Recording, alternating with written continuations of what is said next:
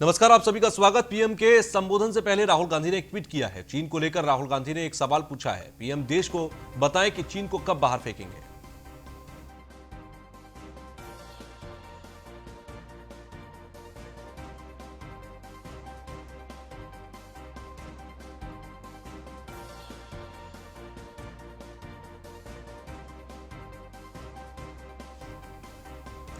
तो पीएम के संबोधन से पहले राहुल गांधी ने एक ट्वीट किया है। चीन को लेकर राहुल गांधी ने पूछा है सवाल, पीएम देश को बताएं कि चीन को कब बाहर फेंकेंगे। ये एक बड़ा सवाल पूछने की कोशिश यहां पर राहुल गांधी ने की है, क्योंकि आज शाम 6 बजे प्रधानमंत्री नरेंद्र मोदी राष्ट्र के नाम संबोधन करेंगे और उससे पहले राहुल गांधी की तरफ से सवाल किया गया कि चीन को कब देश की सीमाओं से, देश की जमीन से उठा कर बाहर फेंकेंगे। राहुल गांधी की तरफ से यह सवाल किया गया। प्रधानमंत्री इसका जवाब दें, राहुल गांधी ने सवाल किया।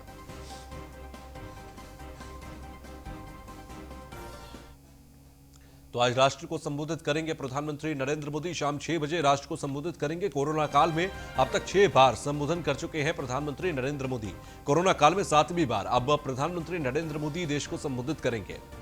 तो अब तक 6 बार राष्ट्र को संबोधित कर चुके हैं और अब 7वीं बार राष्ट्र को संबोधित करेंगे प्रधानमंत्री नरेंद्र मोदी। कोरोना काल में प्रधानमंत्री किन बातों का जिक्र करेंगे, कोरोना काल के बारे में विषय में बात करेंगे, अनलॉक के विषय में बात करेंगे, किस विषय में बात करेंगे, ये देखना दिलचस्प होगा। फिलहाल आज राष्ट्र को संबोधित करेंगे प्रधानमंत्री नरेंद्र मोदी। शाम 6 बजे का समय है और शाम 6 बजे राष्ट्र को संबोधित करेंगे। तो कोरोना काल में कब कब प्रधानमंत्री सामने आए और राष्ट्र को संबोधित किया। 19 मार्च को जनता को संबोधित किया, जनता कर्फ्यू का ऐलान किया। 24 मार्च को प्रधानमंत्री नरेंद्र मोदी ने लॉकडाउन की घोषणा की। इसके बाद 3 अप्रैल को कोरोना योद्धाओं के सम्मान की अपील की थी, जिसके लिए ताली और थाली बजाई गई। इसके बाद 14 अप्रैल को अपने चौथे संबोधन में लॉकडाउन 2 का ऐलान किया था। 12 मई को 20 लाख करोड़ के आत्मनिर्भर भारत पैकेज का ऐलान किया था और 30 जून को पीएम मोदी ने आखिरी बार जून में देश को संबोधित किया था। और आज एक बार फिर से देश को संबोधित करेंगे प्रधानमंत्री नरेंद्र मोदी। 20 अक्टूबर शाम 6 बजे देश को संबोधित करेंगे।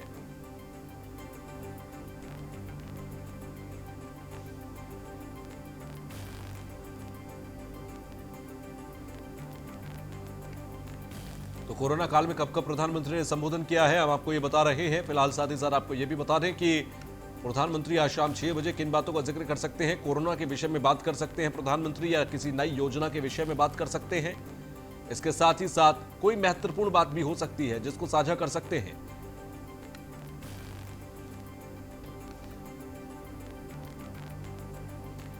अब खबर बरेली से है, जहां पर लव जिहाद का मामला सामने आया है। बरेली में लव जिहाद के खिलाफ सड़क पर हिंदू संगठन आ गए हैं। लव जिहाद के खिलाफ हिंदू संगठनों में उबाल है, जमकर बवाल मचा। हिंदू संगठनों ने थाने का घेराव कर लिया, सीओ को घेर लिया और लव जिहाद की थ्योरी के बाद बरेली में हालात तनावपूर्ण हो गए। हिंदू संगठनों ने पुलिस के खिलाफ जमकर नारेबाजी की है। यूपी में उपचुनाव से पहले लव जिहाद का मुद्दा गर्मा गया है। तो लव जिहाद के खिलाफ सड़कों पर दिखा हिंदू संगठनों का गुस्सा। बरेली में लव जिहाद का मामला सामने आया और उसके बाद थाने का घेराव कर लिया गया, सीओ को घेर लिया गया।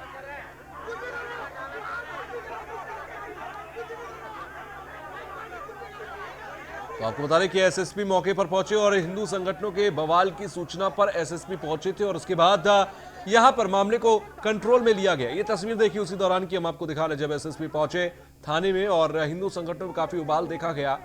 फिलहाल बरेली में लव जिहाद का मामला सामने आया है और इसके बाद काफी बवाल बरेली में हुआ है।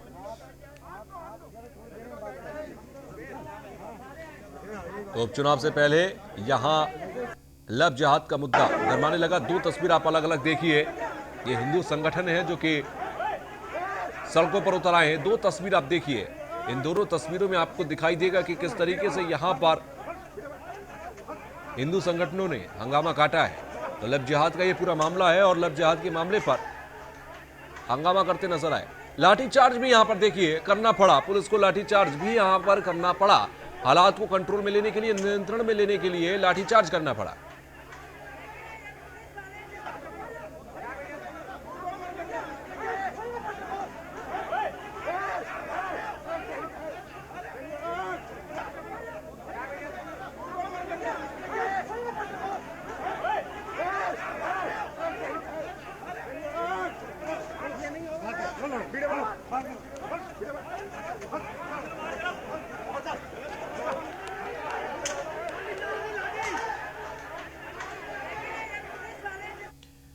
तो वहीं गाजियाबाद के मोदीनगर इलाके के गांव बखरवा में अवैध रूप से चल रही मोमबत्ती की फैक्ट्री में बीती 5 जुलाई को हुए अग्निकांड के दौरान घायल हुए 12 लोगों को अभी तक मुआवजा राशि न मिलने से नाराज लोग मोदीनगर तहसील पहुंचे। उन्होंने आत्मदाह करने की चेतावनी दी है। हालांकि उससे पहले वहां पर तैनात पुलिसकर्मियों ने उन लोगों के हाथ में मिट्टी के तेल को छीन लिया और उन्हें समझाने का प्रयास किया। वहीं प्रशासनिक अधिकारियों ने भी उन्हें जल्द से जल्द मुआवजा राशि का भुगतान कराने का भरोसा दिया है। हम अग्निकांड में घायल हुए हुए थे। कहाँ पर? बखरवे गांव में। क्या हुआ फिर? तो इन्होंने हमारा मुआवजा देने के लिए कहा था 50-50 हज़ार रुपये घायलों को और 4-4 लाख मृतुओं को। हमें कोई मुआवजा नहीं दिया। हमने उधार कैसी ना कैसे करके इलाज करवाया है और हम पे घर पर चक्कर काट रहे कर रहे। हमें कुछ परेशान है ना, हम कहाने कमाने लायक रहे जी। हम घायल हुए थे अग्निकांड में? 12। तो अब आप क्यों आए तहसील में? जी हम मुआवजे के लिए आए, आत्महत्या करने के लिए आए। हम मट्टी का तेल लेकर आए थे। हमारा गेट में बढ़ते ही यहाँ पे मट्टी का तेल लेडीज पुलिस ने। प्रशासन पूरी तरह से मुस्तैद है और उनकी समस्याओं के प्रति संवेदनशील है। ऐसे एक मृतका के परिजन और 12 घायलों के लोगों को 50,000 और मृतका के 4 लाख रुपए के लिए शासन को संदर्भित किया गया है। जिलाधिकारी महोदय ने पत्र भी शासन को लिखा है। शीघ्र ही उस धनराशि को प्राप्त होने के उपरांत जो भी उनके परिजन हैं मृतका के तथा जो घायलों को उनको वितरित कर दिया जाएगा। तो आज जो तहसील में पुलिस सुरक्षा बल लगाया गया है, सर क्या है पूरा मामला, किस बात पर? नहीं, इसके लिए नहीं लगाया गया। आज किसानों की महापंचायत है, उनकी कुछ मांगों को लेकर के सुरक्षा की दृष्टि से प्रिकॉशनरी लेते हुए ऐसा इंतजाम किया गया है। खबर वाराणसी से, जहां पर ज्ञानवापी मस्जिद मामला है। दोनों पक्षों की बहस के बाद फैसला सुरक्षित रख लिया गया। वक्फ ट्रिब्यूनल में सुनवाई की मांग है। यूपी सुन्नी सेंट्रल वक्फ बोर्ड भी इसकी मांग कर रहा है। तो दोनों पक्षों की बहस के बाद फैसला सुरक्षित रख लिया गया है। वक्फ ट्रिब्यूनल में सुनवाई की मांग की गई है। फिलहाल आपको बता दें कि यूपी सुन्नी सेंट्रल वक्फ बोर्ड इसकी मांग कर रहा है काफी समय से। तो वाराणसी का मामला, जहां पर ज्ञानवापी मस्जिद का ये पूरा मामला है। दोनों पक्षों की बहस के बाद फैसला सुरक्षित रख लिया गया। वक्फ ट्रिब्यूनल में सुनवाई की मांग है और यूपी सुन्नी सेंट्रल वक्फ बोर्ड इसकी खुद मांग कर रहा है।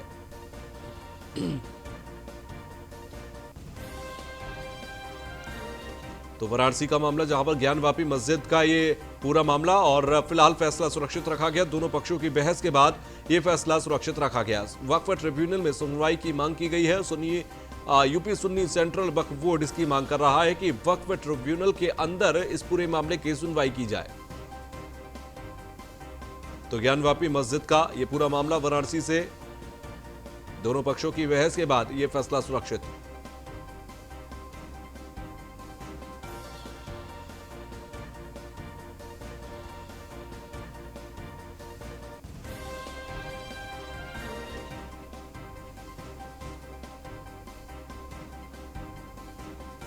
तो दोनों पक्षों की बहस के बाद फैसला सुरक्षित रखा गया। वक्फ ट्रिब्यूनल में सुनवाई की मांग की गई है।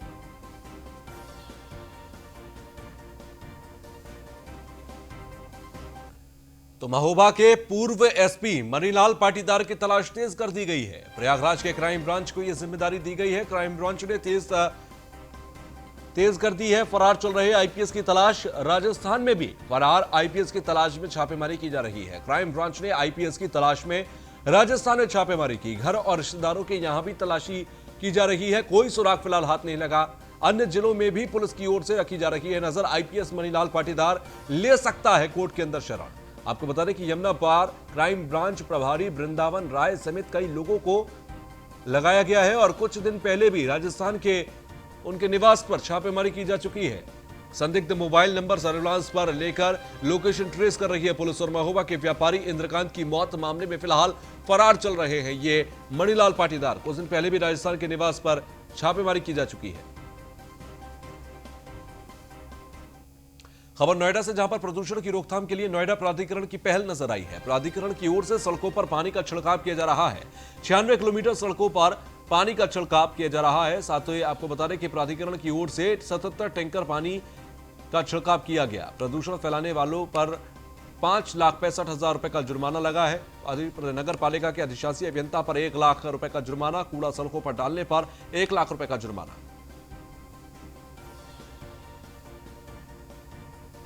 तो नोएडा प्राधिकरण की तरफ से लगातार कोशिशें जारी हैं कि कैसे प्रदूषण पर नियंत्रण रखा जाए। कूड़ा सड़कों पर डालने वालों पर 1 लाख रुपए का जुर्माना लगा है। प्राधिकरण की ओर से सड़कों पर छिड़काव भी कराया जा रहा है। लगातार 96 किलोमीटर सड़क पर अब तक छिड़काव किया जा चुका है। तो वही बाराबंकी पुलिस एक बार फिर से अपनी काले करतूत के लिए चर्चा में आ गई है। दरअसल कि एक शख्स राहुल सिंह ने पुलिस अधीक्षक को शिकायती पत्र देकर उनकी पुलिस पर बेहद गंभीर आरोप लगाए हैं। राहुल का पुलिस पर आरोप है कि पुलिस ने मार्फीन रखने जैसे गैर कानूनी धंधे के झूठे केस में उसको फंसाने की धमकी दी और कनपट्टी पर पिस्टल लगाकर 10 लाख रुपए मांगे। उसके बाद बड़ी मुश्किल से पुलिस ने 3 लाख में सौदा तय किया और उसके बाद उसे छोड़ दिया गया। साथ ही यह भी धमकी दी गई कि अगर उसने इस बारे में किसी से भी चर्चा की तो उसका एनकाउंटर करवा दिया जाएगा। वहीं यह मामला अब पुलिस के बड़े अधिकारियों तक पहुंच गया, जिसके चलते पुलिस विभाग में हड़कंप मचा है। इस मामले पर बाराबंकी के अपर पुलिस अधीक्षक का कहना है कि मामले की फिलहाल जांच की जा रही है।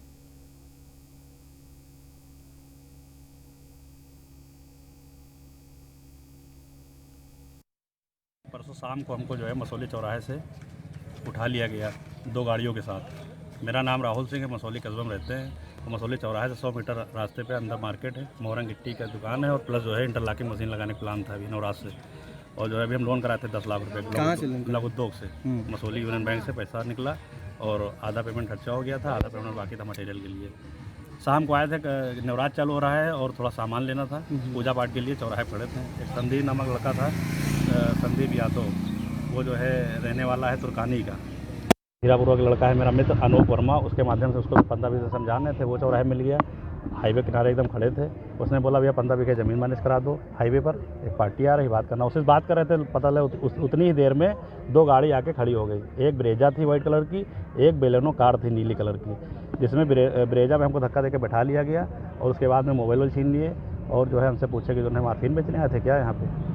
तो हमने कहा सर यहाँ हाईवे में मार्फिन बेचने हम क्या करने आएंगे और आपसे किसने बताया, ये काम तो आज तक हमने कभी किया नहीं। और जो है फिर हम मेरा मोबाइल छीन लिए, स्विच ऑफ कर लिए। फिर हमको जो है फैजाबाद मोड़ होते हुए सीधे कोठी ले गए। कोठी थाना ना ले जाके लेके उस्मानपुर मोड़ पे एक 2 मंजिल का मकान बना हुआ, वहाँ पर ले जाके कमरे के अंदर रखे और मेरे तलाशी लिए। पर्स में 8,000 रुपये निकले। उसी की बियर मंगाए, जिसको एक बियर जबरदस्ती हमको पिलाएं। फिर हमसे पूछे कि तुम्हारे पास से 50 ग्राम सामान निकला है। तो वही देश भर में शारदीय नवरात्रों की शुरुआत हो गई है। इस कड़ी में प्रयागराज से 65 किलोमीटर दूर कौशाम्बी जिले के सैनी में स्थित 51 शक्तिपीठों में से एक माता शीतला के मंदिर में भोर की पहली किरण के साथ ही भक्तों का तांता लगना शुरू हो गया। नवरात्रों के पहले दिन से मां शीतला की पूजा अर्चना शुरू हो जाती है। मां शीतला के मंदिर में कई राज्यों से लोग दर्शन करने आते हैं। अगर हम बात करें तो खास तौर पर प्रयागराज, कौशाम्बी, अगल बगल से और पूर्वांचल से काफी संख्या में भक्त आते हैं, जिसकी वजह से सुरक्षा का भी विशेष ध्यान प्रशासन की ओर रखा जाता है। देश भर में फैली कोरोना महामारी को देखते हुए इस बार मंदिरों में सावधानी बरती जा रही है। मां शीतला के 51 शक्तिपीठों मंदिर में है। आइए हम यहाँ के पुजारियों से बात करें कि क्या मंदिर का क्या महत्व है और इस कोरोना काल में मंदिर को किस तरह से तैयार किया गया। सबसे पहले हम ये जानना चाहते हैं कि माँ का क्या इस मंदिर क्या महत्व। ये शक्तिपीठ माँ कड़ावासिनी शीतला माता का दरबार है। ये उत्तर प्रदेश के कौशाम्बी जनपद में स्थित है और यहाँ पर प्रदेश और देश के कई जनपदों से यहाँ माता के धाम में माता के भक्त आते हैं माता के दर्शन के लिए। और ये कोरोना काल चल रहा है, जैसे कि कोरोना काल में इससे पहले अप्रैल में नवरात्र पड़ी थी, लॉकडाउन, सरकार ने अनलॉकडाउन किया, अनलॉक किया। उसके बाद कुछ गाइडलाइन बनाई मंदिरों के लिए, सोशल डिस्टेंसिंग, सैनिटाइजर, उस तरह से क्या व्यवस्था की गई है मंदिर में कि लोग आ रहे हैं, खाली रूप में क्या व्यवस्थाएं मंदिर के द्वारा की गई। लॉकडाउन के समय गवर्नमेंट के नियमों का पूरा पालन किया गया है और इस समय वर्तमान में जो माता के दरबार में यात्री लोग आ रहे हैं उनको सैनिटाइज करवाया जा रहा है। माता जी के दरबार को एक दिन में 3 बार सैनिटाइज किया जाता है और यात्रियों के बीच में सोशल डिस्टेंसिंग का पालन भी करवाया जाता है।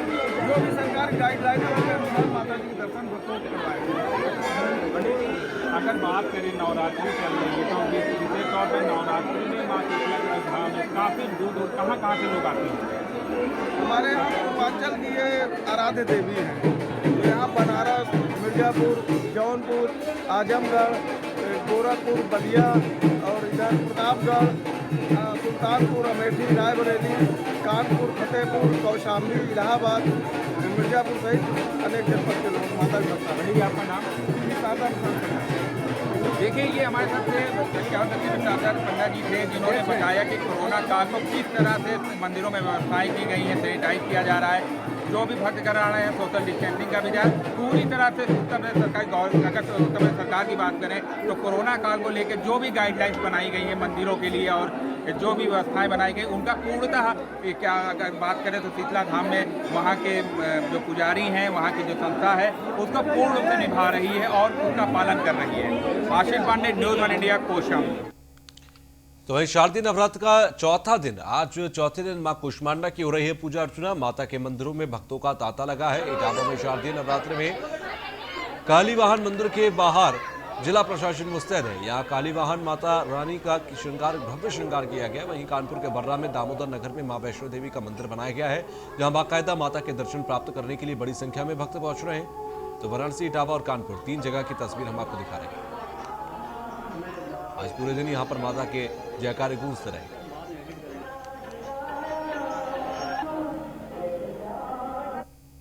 तो वहीं शारदीय नवरात्र में पैर रखने तक की जहां जगह नहीं होती थी, वहीं इस बार वैष्णो देवी आने वाले श्रद्धालुओं की संख्या हजारों में सिमट गई, जिसका सीधा असर पूरी तरह से यात्रा पर आश्रित रहने वाले माता वैष्णो देवी के आधार स्थली कटरा के व्यवसाय पर पड़ा। पूरी तरह से वैष्णो देवी यात्रा पर आधारित कटरा का व्यवसाय श्रद्धालुओं की संख्या ना के बराबर होने से पूरी तरह से चरमरा गया है। एक अनुमान के मुताबिक वैष्णो देवी यात्रा जब लॉकडाउन में बंद हुई थी, तब कटरा वैष्णो देवी ट्रेड को 600 करोड़ रुपए का नुकसान हुआ था और अब भी ये पूरी तरह से व्यवसाय चरमराया हुआ है।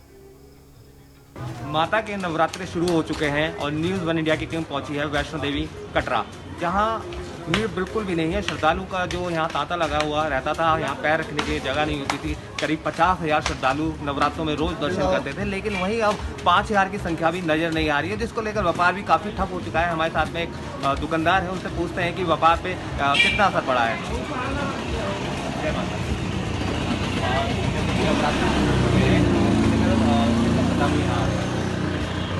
जैसे कि आप सभी जानते ही हैं कि पिछले साल या उससे पहले मतलब 45 से 50,000 के करीब जहाँ पे यात्री आते थे, लेकिन इस बार कोरोना पीरियड के चलते मतलब 5-6 हज़ार यात्री जो बाहर के आ रहे हैं, बाकी कुछ लोकल भी है। टोटल 7,000 यात्री मतलब कि जहाँ से जा रहा है, तो इतने यात्री यहाँ पे आ रहे हैं।